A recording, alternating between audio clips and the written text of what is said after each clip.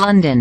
Former UK Prime Minister David Cameron was appointed Foreign Secretary Monday in a sweeping reshuffle of current Prime Minister Rishi Sunak's cabinet.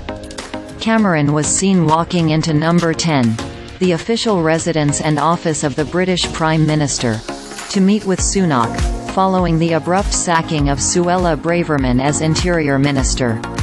Cameron served as Prime Minister from 2010 to 2016 and presided over Britain's controversial Brexit vote, which ultimately led to his resignation. He is the figurehead of an age of conservative leadership that Sunak has previously heavily lambasted. In a conference speech in October, Sunak positioned himself as the UK's change candidate, decrying the prior 30 years of British politics, through which the Tories governed for around two-thirds, as a failure. A royal decree eased Cameron's return to the political fold. Under British law, only current MPs or members of the House of Lords can become government ministers. Cameron quit as a Member of Parliament in 2016, but King Charles III confirmed him as a life peer on Monday, raising him as a Lord and enabling him to assume the role of Foreign Secretary. Cameron was viewed as fervently pro-China during his leadership and spent time afterwards trying to set up a $1 billion UK-China investment fund, a plan which was later shelved. It is currently unclear how his foreign policy agenda will adapt against a backdrop of increased Sino skepticism among Western nations and ongoing conflict in Ukraine and the Middle East.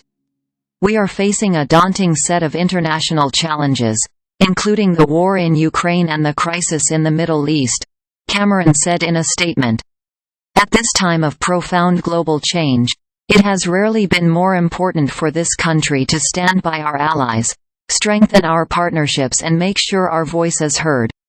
The reshuffle comes as Sunak attempts to reassert his authority, with his ruling Conservative Party trailing opposition Labour by more than 20 points in opinion polls ahead of a general election due before January 2025.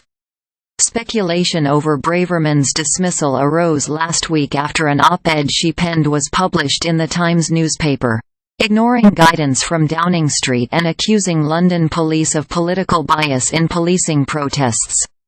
The former Interior Minister has long been a controversial figure, attracting criticism over her plans to deport asylum seekers to Rwanda and her comments describing homelessness as a lifestyle choice.